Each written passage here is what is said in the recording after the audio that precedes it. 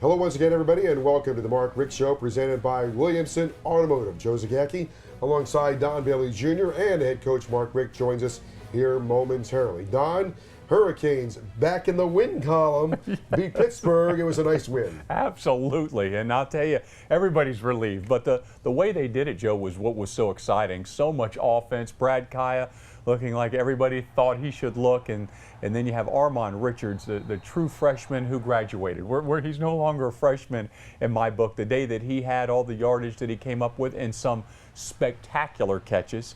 And then, of course, the defense, what they were able to do, their ability to take Pitt out of what Pitt does, and that's running the football. They held James Connors to 40 yards rushing, and I bet if we go back, that might be his lowest total ever. Plus, the defense had not had a takeaway since the Florida State game and came up with 2 in this one. You know, you talked about that in the pregame, and it's important, that extra possession, but momentum-wise. And, you know, we talk about the fans and how they can help the University of Miami in a victory. You see it after the turnover. It excites the whole fan base. Everybody gets going. The bench gets going, and it's fun to see. All right, the Hurricanes with a good victory over the Pitt Panthers. Let's take a look at the highlights, brought to you by UL Sports Medicine. We'll get you back in the game.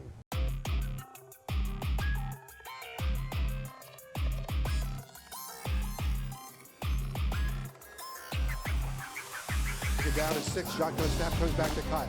From the left hash mark, throwing the ball deep. He's got a man out there and it's caught by Armand Richards. Down at the 15-yard line. Richards down to the 13-yard line of Pittsburgh. Kyle, a second down pass. Goes underneath and it's caught at the 10-yard line. The Joker with a stiff arm at the 5. The Joker hurdles into the end zone.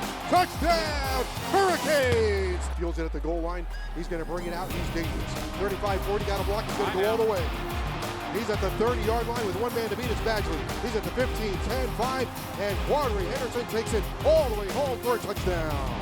Ryan drops back to throw, lobs it end zone. Stacy Coley, he's got it for a touchdown. This is James Conner territory. He takes it on a sweep to the 10, to the 5. Conner walks into the end zone, touchdown. Shuffle pass to Aston. Aston to the 20. Outside the numbers at the 10, 5. Aston, touchdown.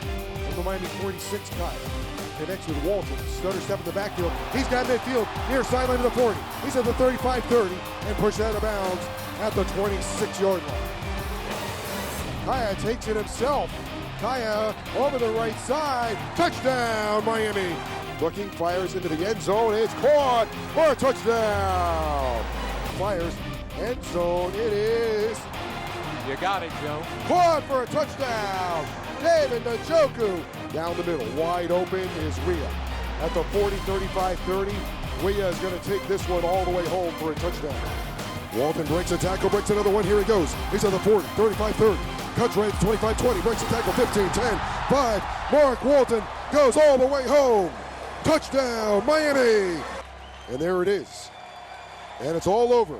The victory is the 150th for Mark Richt. And it is greeted with joy and relief. Miami 51, Pittsburgh 28.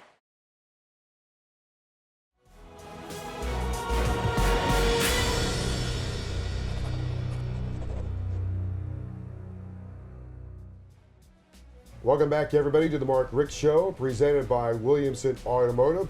Joe Zagacki with Don Bailey Jr. and University of Miami head coach Mark Richt is joining us now. And, Coach, congratulations on victory number 150. 150. How about that? That means you're getting old. Means you coached a bunch of games. But, you know, the blessing of great coaches, great players, great administrations, just, you know, great fans at Georgia and here at Miami now. It takes so many people, you know, to get a victory. And I know the record does kind of follow the head coach. And there's, you know, some good reason for that too, but any head coach will tell you that it's everybody that is around him that really makes or breaks the success. Before we get too deep into the show, maybe we can talk about the environment. Because I thought at first, oh boy, it's going to be tough. But the team gave the fans a lot of reasons to cheer. The fans were really into it despite the rain. I got the same, it was sunny, then it started to rain. Right. But they did cause a couple of of illegal procedure penalties. The clock ran out on the opponent. Last week you put up the bat sign for good fan energy, and we got it. Oh, yeah. Well, and I'll say this. I think the way the stadium is built, I think it carries, I think it makes it a louder place. But you're right, the fans were great. And even our recruits, they felt the energy in the building, which is huge. And of course, like you say, when you give them something to cheer about, that's great too. And there were great things to cheer about: offense, defense.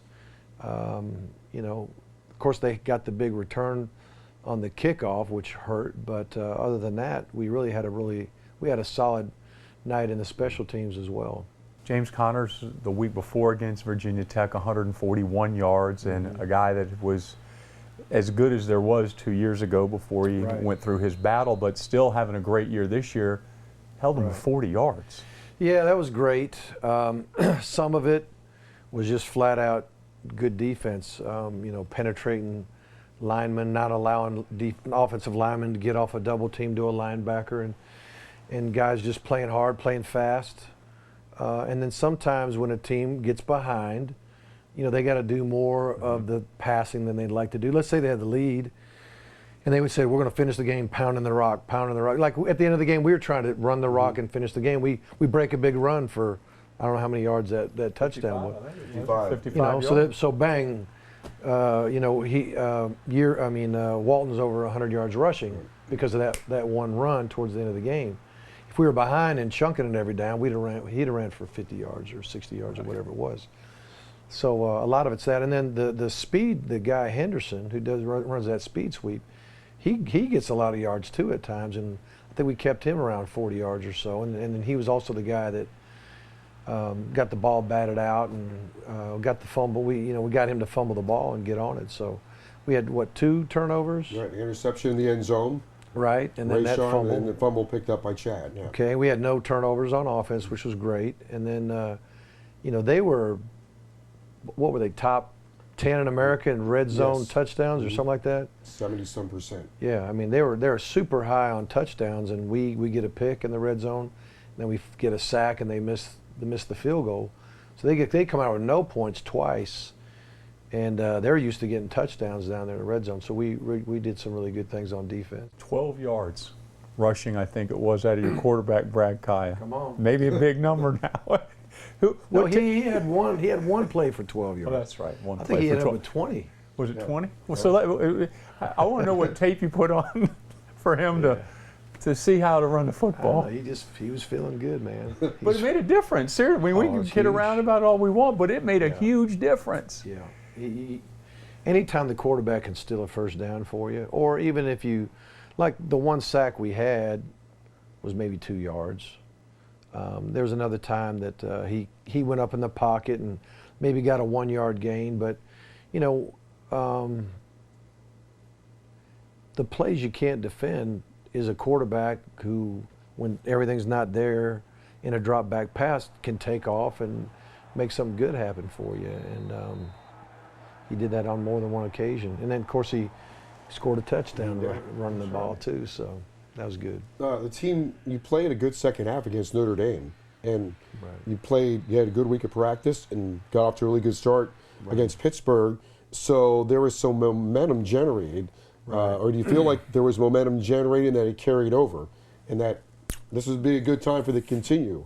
Yeah, we need to go back to being a streak team. We've been a team of streaks, right? We got 4 in a row, lost 4 in a row. Now let's start streaking the other way. You can always build on the good things that happen. It's easier to build on it after a victory. But like we were saying, even when we were winning, we were doing some great things, but we were also doing some things that could get us beat in a tight game. Those games that we lost, we did a lot of great things, but we did enough to where we couldn't win. And now this last game, there was a lot of great things that happened, and we won the game pretty much going away, but there were still things in that game, a couple things I mentioned already, that cost us an opportunity for more yards. Or, you know, even something as simple as third and 2, and David Njoku wide open and turns his eyes away from the ball. I mean, who knows? In a tighter game, if we have instead of having to punt, if we continue to drive and score, who knows what that could have happened, you know? So, and David's one of the best ball catchers we got, you know. And the good news about David is when he catches it, he's trying to score. And the bad news sometimes is when the ball's coming, he's looking to go, you know, go do something big. And I think he's so confident in his hands, he just doesn't look it in every so often. But he'll learn from that, and it doesn't take away from the great ball game that he played in as far as a receiver is concerned. All right, when we come back, we'll talk more about the Virginia Cavaliers as we continue on the Mark Richt Show right after this.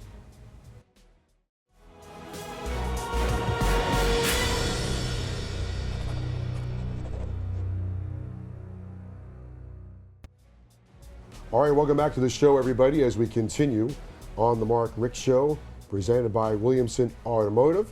And this week, the University of Miami on the road taking on the Cavaliers of Virginia. And coach, they also have a new coach. Bronco Mendenhall is there. Right. They're 2-7, but they're competing. They had Louisville on the ropes, and They did.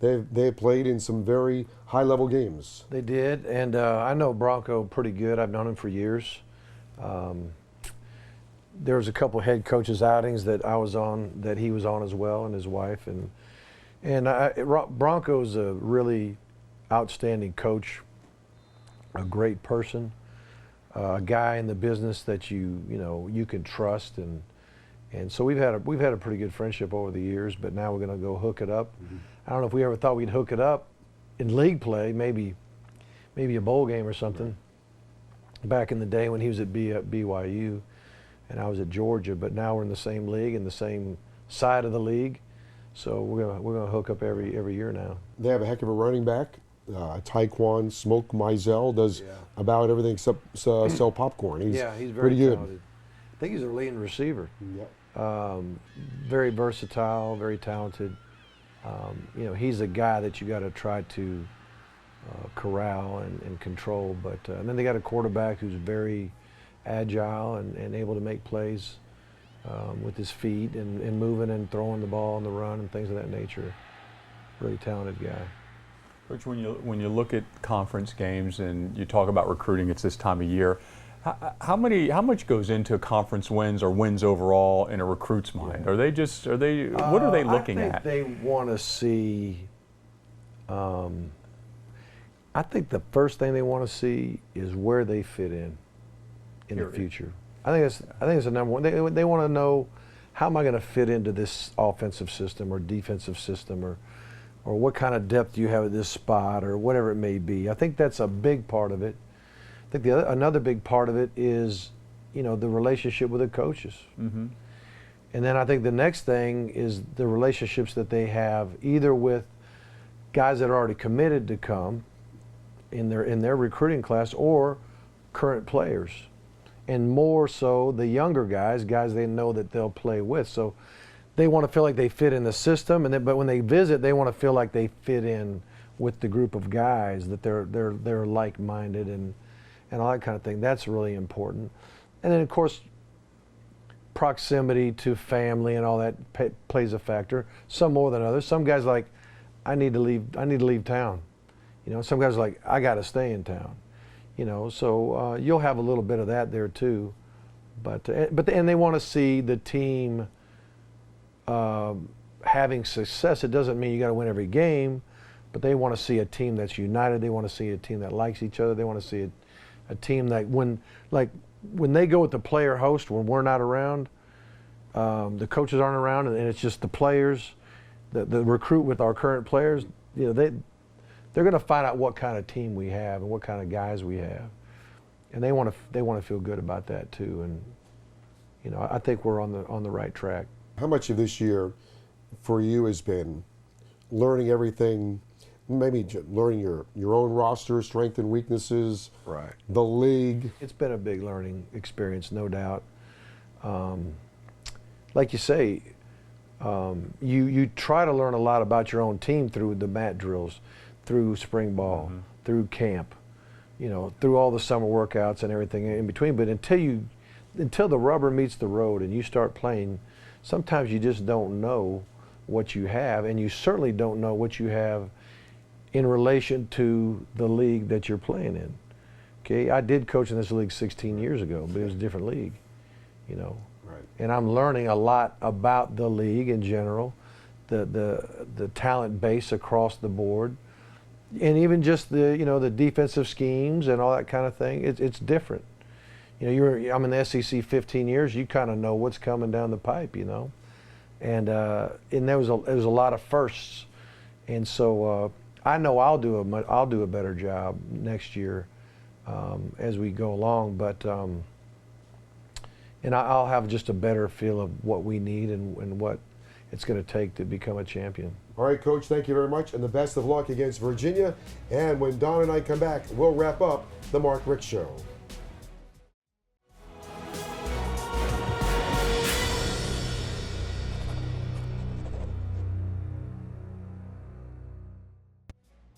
Welcome back, everyone, to the Mark Richt Show, presented by Williamson Automotive. Joe Zagacki with Don Bailey Jr. This Saturday at 2 o'clock, it's Miami and Virginia from Scott Stadium in Charlottesville, which has not been too kind to the University of Miami. Last time the Canes won there, Don, was 2008 with Ja'Cory Harris, so Miami's going to have to bring their A game. That's a long time, Joseph, to go on the road, and their fans jump on you immediately. That place is normally full, and you know, they have just matched up well against Miami, and this is a different Miami, though. You know, Miami's coming off a big win over Pittsburgh. They had a lot of success offensively. Defensively, they accomplished a lot of goals. I think that four-game losing streak has been put way aside, and this is the finishing touches that you're going to see right now on this offense, and the finishing touches on this defense, and the energy at practice has been fantastic. I think you're going to have, if you're a Hurricane fan, you'll be very excited to watch this football game. Cavaliers are led by quarterback Ben Kurt, and the running back Taekwon Mizell. Let's start with Mizell. He is going to become the first running back in the history of the ACC to rush for 1,500 yards and have 1,500 yards receiving. He is the centerpiece of their offense. Absolutely. He was recruited that way. He's a five-star kid. They brought him in. They said, we're going to build this offense around you. You are going to get touches, either running the football or receiving, and they held true to their promise. He's not a big guy. He's not going to bully you. He can make you miss, and he's very fluid, has outstanding hands, and is equally adept at running the football. Ben Kurt is a bit of a streaky quarterback. Yeah. He's got a plethora of receivers. They are 12 deep at the wide receiver position. That they are. He's got a ton of choices, and as you mentioned, Smoke is one of them out of the backfield. But more importantly, the quarterback position for them, they ask him to do quite a bit, really. He's got to be able to run the football, and he doesn't mind doing that. He's a big kind of lumbering around guy. He doesn't make it real hard on the defense, but he can throw the long ball, and they have some receivers that have some size. And also at Virginia, they've always stockpiled the tight end, so there's a few of those guys left around as well. Defensively, Virginia is strong right up the middle. Nose tackle, middle linebacker, free safety. Absolutely, and you're exactly correct. And then it starts right with the nose guard. He's a true nose guard. He plays the two-gap very, very well. He's very difficult to get an angle on. They're going to even, if you're watching this on television, you'll see that they put him in a very unusual stance. He almost looks like a linebacker when he's sitting in there at nose guard, but then you talk about the linebacker as well. He's a guy that can go hash to hash and makes a lot of tackles, but I think more importantly, their best player, maybe for sure on the entire defense and maybe on the team, is the safety player. He's got great range. He's going to be in the National Football League. Quinn Blanding, second in the ACC in tackles. Okay, Miami looks to become bowl eligible with a victory over Virginia. We're looking forward to it. For Don Bailey Jr. and University of Miami head coach Mark Richt, I'm Joe Zagacki. We'll see you next week right here on the Mark Richt Show.